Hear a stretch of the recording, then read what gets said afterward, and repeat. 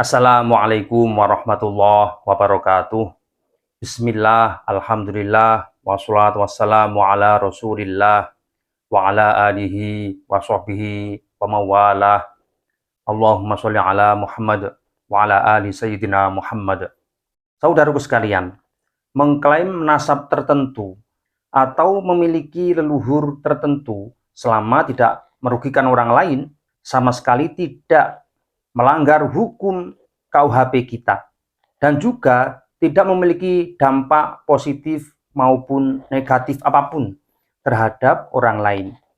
Akan tetapi, jika ada sekelompok orang mengklaim bahwa dirinya adalah keturunan Rasulullah Shallallahu Alaihi Wasallam dengan tanpa bukti yang jelas, maka ini mengganggu kestabilan kita dalam melaksanakan keberagamaan.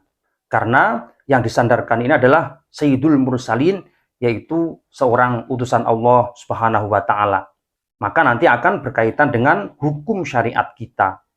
Apalagi dengan pengakuan mereka sebagai keturunan Rasulullah Shallallahu Alaihi Wasallam, lalu memaksa orang lain untuk percaya, maka di sini justru membawa dampak negatif atau dampak buruk bagi kita semua. Inilah yang terjadi dengan nasab Ba'alawi yang selalu digaungkan oleh oknum-oknumnya di berbagai kesempatan. Mereka mendoktrin masyarakat supaya tetap percaya kepada nasab Ba'alawi.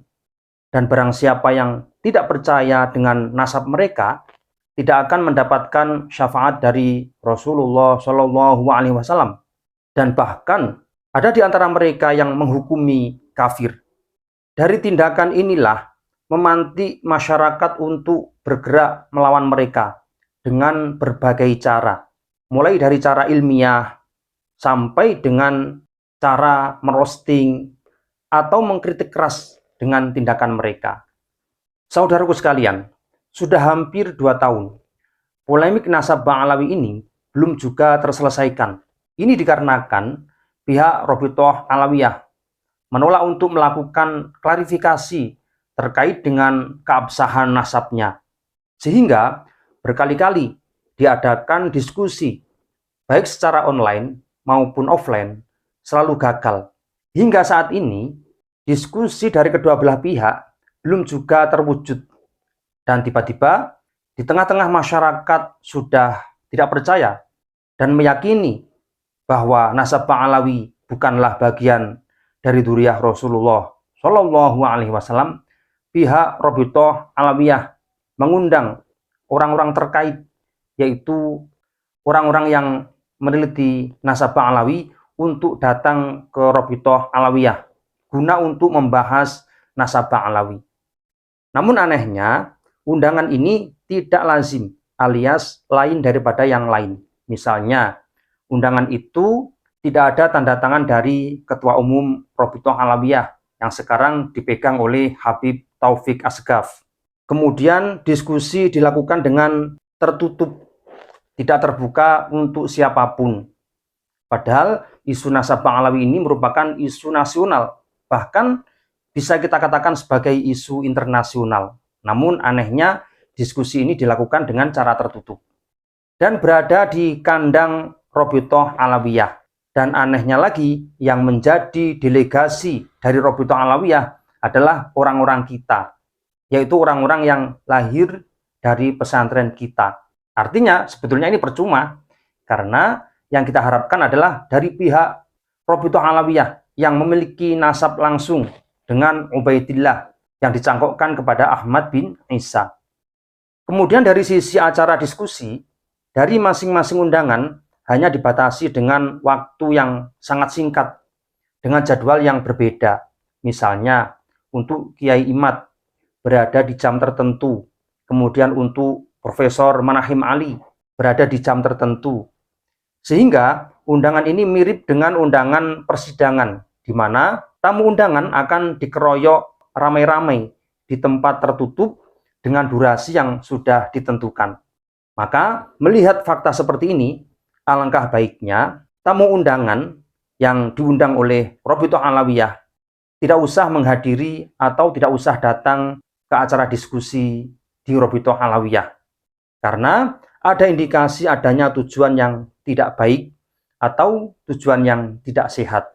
Saudaraku sekalian, pihak Rabithah Alawiyah memberikan alasan mengapa diskusi ini diadakan di kantor Rabithah Alawiyah, karena menganggap Rabithah Alawiyah adalah objek dari penelitian nasabah Alawi, sehingga Rabithah Alawiyah mengharuskan sang peneliti datang ke Rabithah Alawiyah terlebih dahulu sebelum mencari data di luar dan mempublikasikan karya ilmiahnya di ruang publik.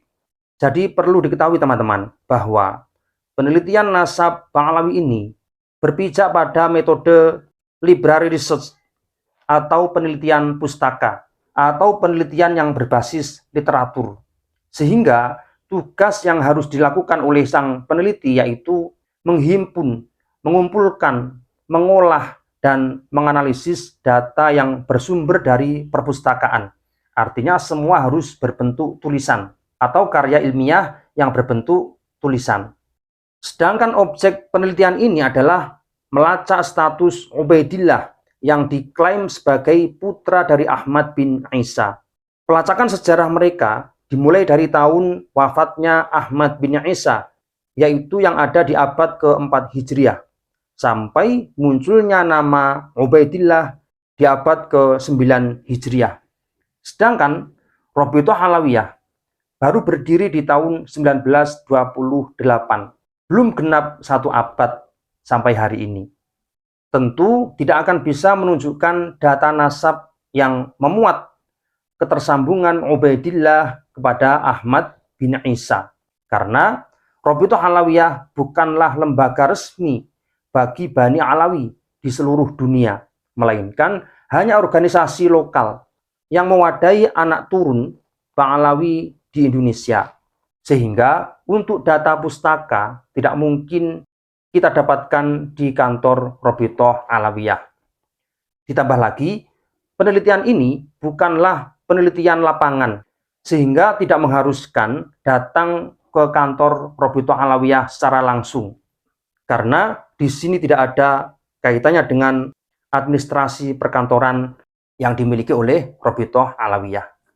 Saudaraku sekalian, jika kita melacak jejak dari kedua belah pihak, baik dari pihak peneliti maupun dari pihak pembela Ba'alawi, sudut pandang yang digunakan oleh keduanya bagaikan air dan minyak yang tidak mungkin bersatu, sehingga bisa kita katakan sangat mustahil perdebatan ini akan membuahkan hasilnya maksimal, hasil yang baik atau hasil yang sama. Karena kedua belah pihak memiliki metode yang berbeda yang tidak mungkin disatukan. Kita akan mengurai perbedaan yang sangat kuat di antara kedua belah pihak. Yang pertama, pihak Ba'alawi menetapkan kesohihan nasab Ba'alawi melalui metode syuhroh wastifaudoh, yaitu berpijak pada popularitas seseorang dan dikenal oleh banyak masyarakat. Mereka juga mempertegas bahwa tidak ada satu ulama yang menentang atau membatalkan nasab Ba'alawi. Padahal perlu diketahui teman-teman bahwa penelitian nasab Ba'alawi ini menggunakan penelitian kualitatif historis yang lebih menekankan pada persoalan-persoalan sejarah. Sumber data dari kajian sejarah ini adalah catatan sejarah, artefak, penjelasan lisan, dan saksi yang dapat dipertanggungjawabkan. Di sini kita bisa melihat perkembangan fenomena yang didasarkan pada perubahan dari waktu ke waktu. Inilah penelitian yang berbasis sejarah. Sehingga dalam melacak keautentikan nama Ubaidillah, kita harus melacak data dari sumber-sumber terpercaya. Dan ternyata tidak ada satupun data dari kitab-kitab yang sezaman dengan Ahmad bin Isa, yaitu mulai dari abad ke-4 Hijriah sampai ke-9 Hijriah, yang menyebutkan nama Ubaidillah.